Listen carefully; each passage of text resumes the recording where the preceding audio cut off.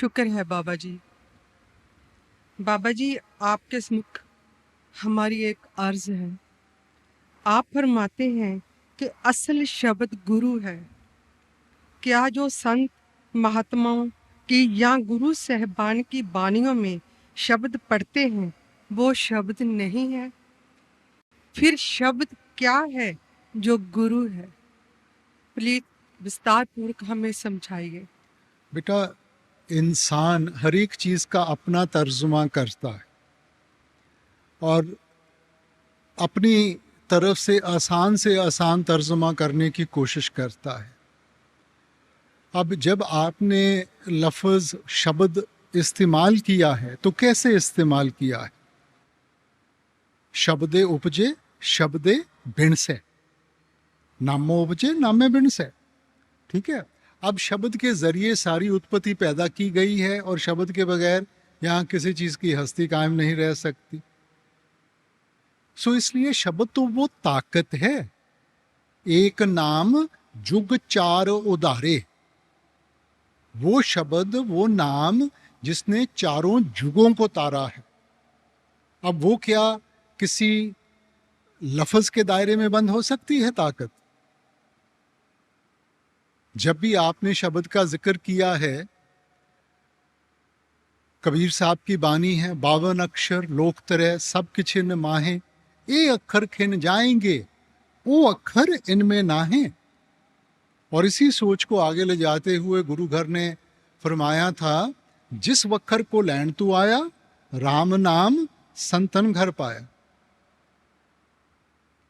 सो ये जो अखरी लफ्ज है ना, ये समझाने के लिए इस्तेमाल किए गए हैं, मगर जो असल शब्द है वो तो क्रिएटिव पावर है। ये वो ताकत है जिसने सारी सृष्टि को पैदा किया गया है। अब देखो, आप लफ्ज ले लें प्यार का। अब जो अखरी लफ्ज प्यार है और जो प्यार की ताकत है, वो दो अलग अलग चीजें हैं। लफ्जों का सहारा लिया गया उस ताकत को समझाने के लिए, मगर प्यार प्यार कहने से प्यार का एहसास नहीं होगा। अब जैसे घर में बच्चे का जन्म होता है, माँ बाप नामकरण करते हैं, तो जो भी उनको लफ्ज अच्छा लगता है वो बच्चे के साथ जोड़ दिया जाता है। अब जब भी उस लफ्ज को दोहराएंगे, उसका ताल्लुक बच्चे के साथ है, तो ध्यान बच्चे की तरफ जाता है ना। मगर दिन में माँ ने बच्चे को कई अलग अलग लफ्जों से पुकारना है। अब अलग अलग लफ्ज इस्तेमाल करने के साथ उसका और बच्चे का रिश्ता तो नहीं बदल जाता। लफ्ज तो इस्तेमाल किया गया उसकी एक हस्ती जोड़ने के लिए। सो वैसे ही बानी में हमने उसको शब्द कह दिया, हिंदू वेदों शास्त्रों ने उसको नाद कह दिया, मुसलमान भाई साहिबान उसको कलमा कह देते हैं, ईसाई धर्म में उसको वर्ड लोगोस कह दिया गया। सो उसी ताकत को हमें समझाने के लिए, बयान करने के लिए लफ्जों का सहारा लिया गया बेटा। मगर हमने तो अपने आप को ताकत के साथ जोड़ना है, किसी लफ्ज के साथ नहीं।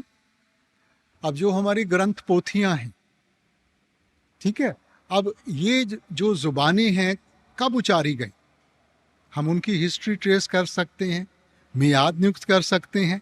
तो क्या उससे पहले शब्द नहीं था? शब्द तो वो ताकत है जिसने सृष्टि को बनाया था। सो वो किसी एक जुबान के दायरे में बंद नहीं हो सकती, वो तो इन जुबानों से, सभी चीजों से ऊपर है ना। अब ये जो ग्रंथ पोथियां हैं, ये महापुरुषों ने लिखी, ये उनकी जिंदगी का अनुभव है, उनकी जिंदगी का निचोड़ है। ये अनमोल दौलत आप हमें दे के गए हैं कि हम उनको पढ़ के कुछ सीखें और उसको अपने सामने रख के अपने आप को उसमें ढालने की कोशिश करें। हम उसका एक लिटरल मीनिंग ले लेते हैं कि जी ये कोई खास लफ्ज है। चलो, अगर लफ्ज भी है तो फिर कौन सा लफ्ज? ग्रंथ पोथियां तो इतनी लफ्जों के साथ जुड़ी हुई हैं ना। हमने अपने आप को उस एक नाम के साथ जोड़ना है। इसलिए आप कहते हैं इस जग में नाम अलभ है, गुरमुख वसे मन आए। ये वो ताकत है जिसकी पहचान हमें नहीं हो सकती। गुरमुखों की संगत में जाते हैं, वो युक्ति समझाते हैं, उस युक्ति को अपनाएंगे, ध्यान को अंतर्मुख करेंगे, तब हमें उस सच्चे शब्द की पहचान होगी। कबीर साहब की भी बानी सुनते हैं ना, कबीर आधी साख यह कोट ग्रंथ कर जान, नाम सत जग झूठ है, सुरत शब्द पहचान। कि जब सुरत को शब्द के साथ जोड़ेंगे तब उसका एहसास होगा, तब उसकी पहचान होगी। ये कोई अखरी लफ्ज नहीं है। अब ये जो हम पंजाबी जुबान बोलते हैं, कुछ साल पहले तो ये जुबान नहीं थी बेटा। तो क्या इसके पहले कोई मुक्ति नहीं हासिल करता था? किसी को शब्द की पहचान नहीं थी बेटा। सो लफ्ज उचारे गए हैं हमें समझाने के लिए। अब ये शब्द को हम अंग्रेजी में तर्जमा करें, हम इसको वर्ड कहेंगे। तो ईसाई धर्म में भी यही फरमाया गया है, in the beginning was the word and the word was with God and the word was God.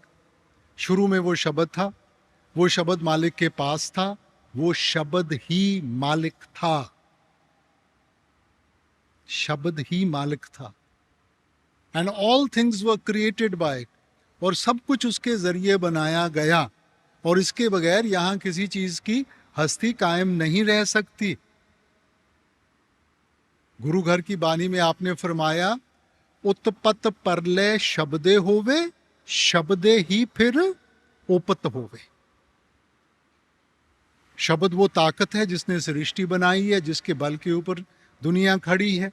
मालिक अपनी मौज में आके सृष्टि से शब्द को वापस बुला लेगा, सब चीज की हस्ती खत्म हो जाएगी। अपनी मौज में आकर दुनिया को फिर से कायम करना है, शब्द ही फिर उपत हो गए। इसलिए वो ताकत है बेटा, वो क्रिएटिव पावर है, कोई लफ्ज नहीं है। और शब्द ही गुरु है बेटा, शब्द गुरु सुरत तुन चेला। सो जो बाहर का जिस्म है वो तो सिर्फ समझाने के लिए है, सच्चा गुरु तो शब्द है। और शब्द कहाँ है? हमारे अंदर है। इस देही विच नाम निधान है, पाइये गुर के हेत अपार। वो आपके अंदर है, क्योंकि अगर मालिक उसको वापस बुला लेगा, हस्ती खत्म हो जाएगी। नौ निध अमृत प्रभ का नाम, देही में इसका विश्राम। वो अनमोल दौलत वो आपके अंदर है, और मिलेगी अंदर से मिलेगी। शुक्र है बाबा जी, शुक्र है।